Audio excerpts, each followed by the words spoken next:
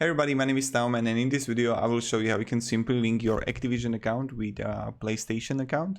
So let's start. The first thing you want to do is just simply go to your Activision account, click here on profile, and when you will be here on profile, you're gonna see right here link with a PlayStation account, continue,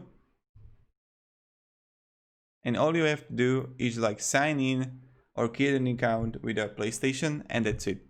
So again, you are in Activision.com, click here on profile, and just click here on link with PlayStation account.